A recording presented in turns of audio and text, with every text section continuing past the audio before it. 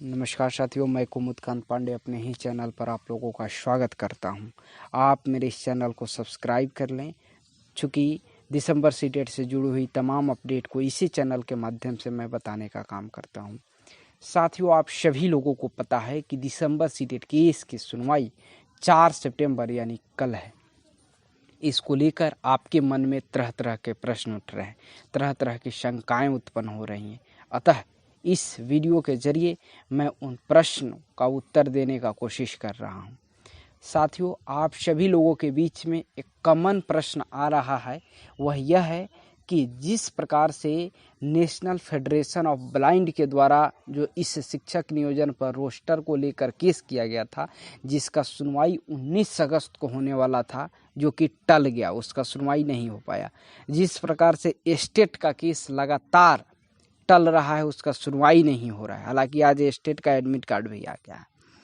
तो आप सभी लोगों के मन में एक कॉमन शंका और प्रश्न उत्पन्न हो गया है कि क्या स्टेट और नेशनल फेडरेशन ऑफ ब्लाइंड की तरह दिसंबर सीटेट केस का सुनवाई जो कि कल होने वाला है, ये भी टल जाएगा क्या? ये शंकाएं आपके मन में उत्पन्न हो रही हैं। अतः इस प्रश्न पर मैं अपना उत्तर देना चाहता हूं कि स्टेट का केस चाहे नेशनल फेडरेशन ऑफ ब्लाइंड का केस सीटेट केस के समान नहीं है। कहीं ना कहीं दोनों केसों से सीटेट दिसंबर का केस बिल्कुल इतर है। चूँकि दिसंबर सीटेट केस में जब पहली बार सुनवाई जुलाई महीने में हुई थी, तो इसका अगला तिथि 4 सितंबर को दिया गया था, यानी 2 महीने समय लिया गया था। काफ़ी लंबे समय के बाद 4 सितंबर का डेट दिया गया।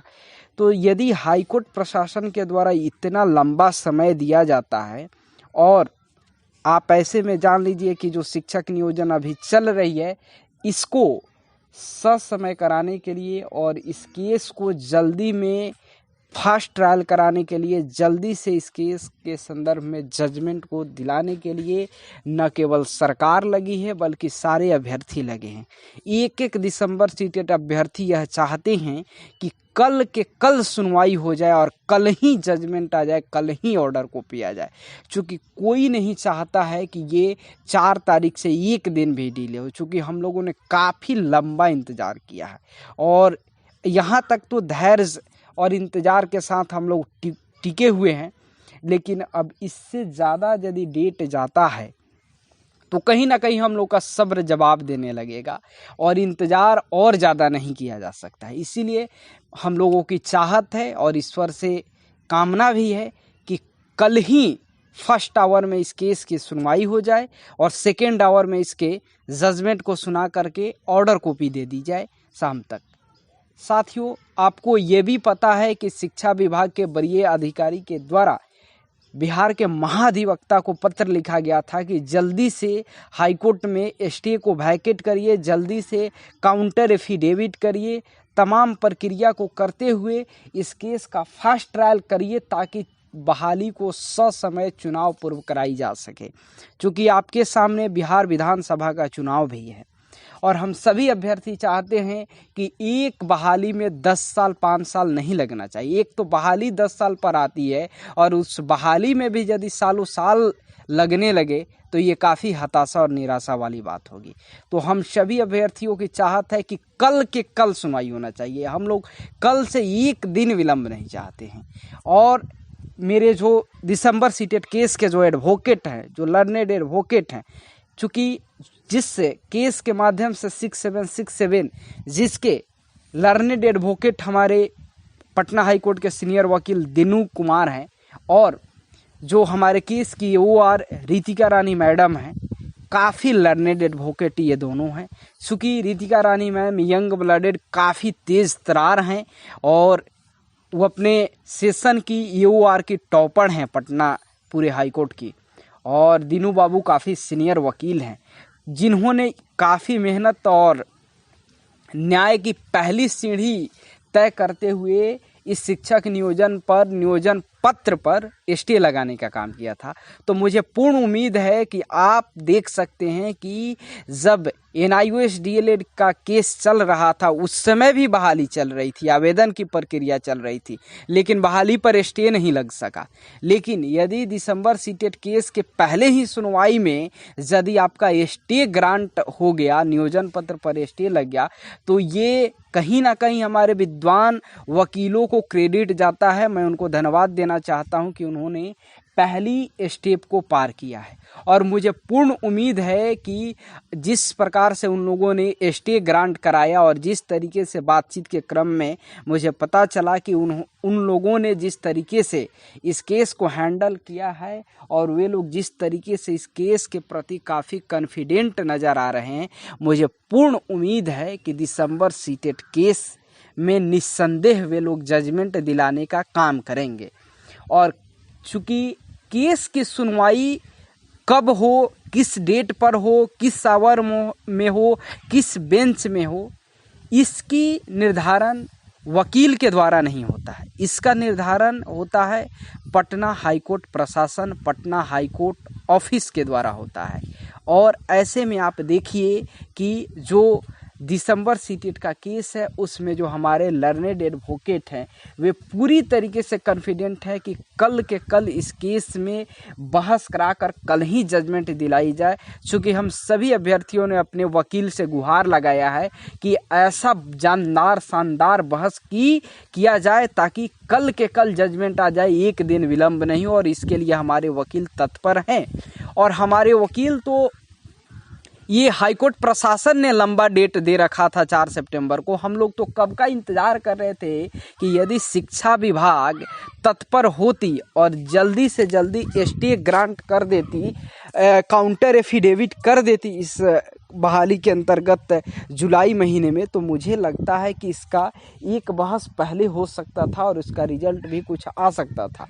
लेकिन ऐसे में देखिए कि बिहार सरकार ने काउंटर एफिडेविट करने के अंतिम तिथि 13 अगस्त को जाकर के काउंटर की, जिस वजह से थोड़ा सा और लेट हुआ।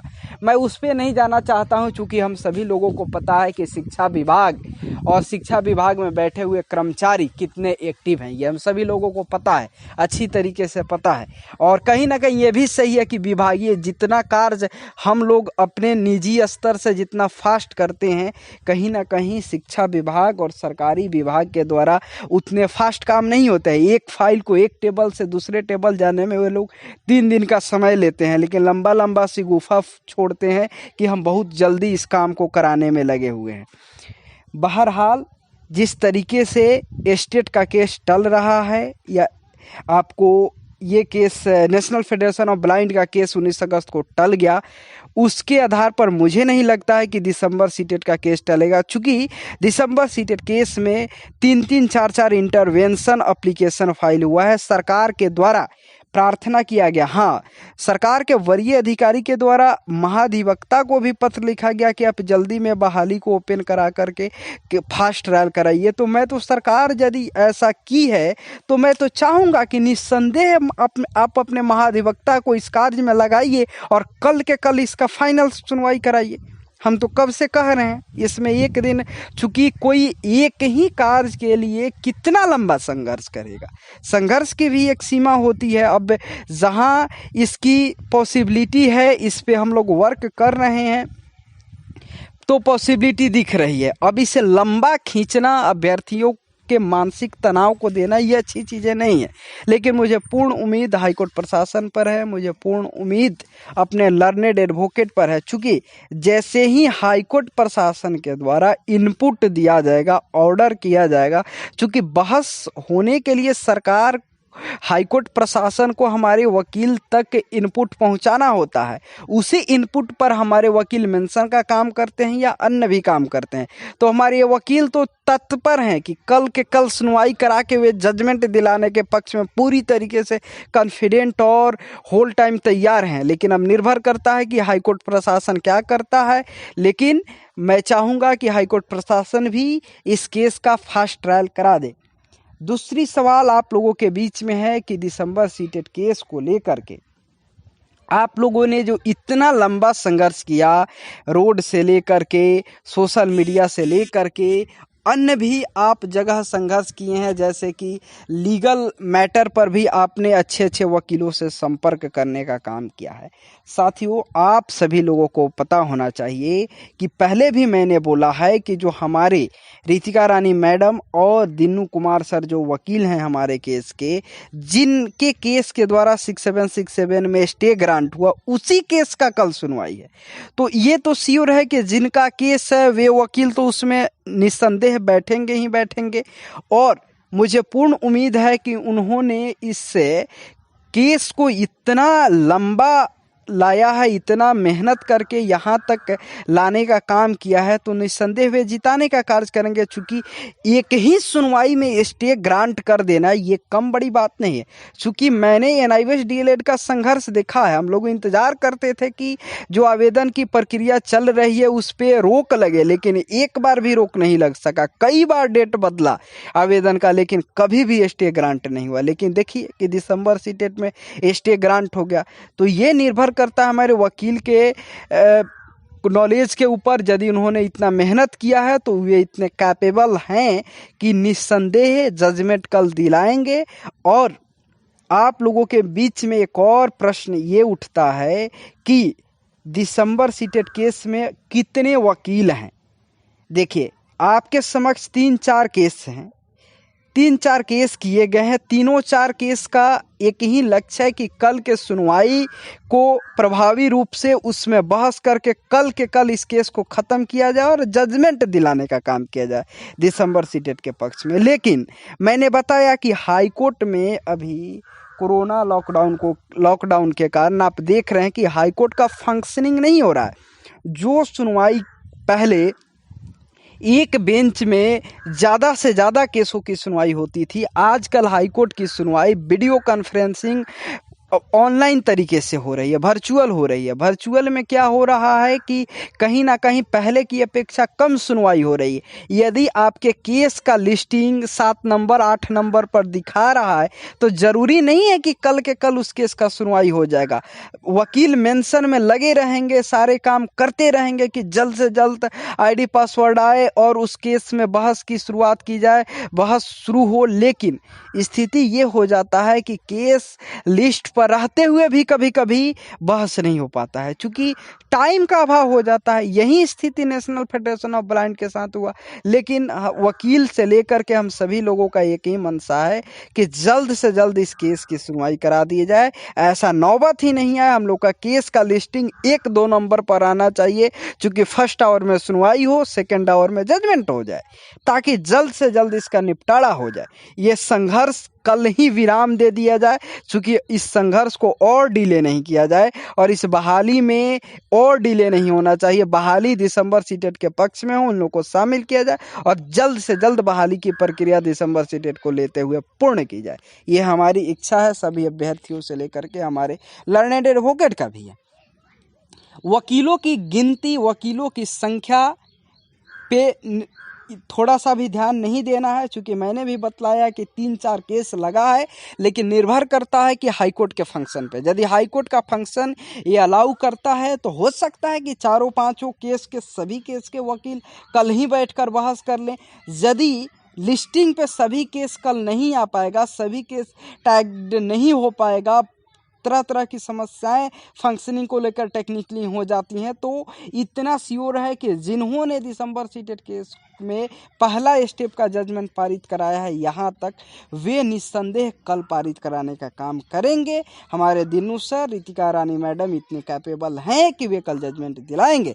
अतः आप लोग थोड़ा सा भी भ्रम में ना रहें, आप लोग ईश्वर पे, न्यायालय पे भरोसा रखें। ईश्वर से आप इच्छा कामना करते रहें कि कल फर्स्ट आवर में 1 से 2 नंबर पर अपना केस का लिस्टिंग आ जाए, और ताकि कल ही बहस होकर सब कुछ कल ही फाइनल हो जाए।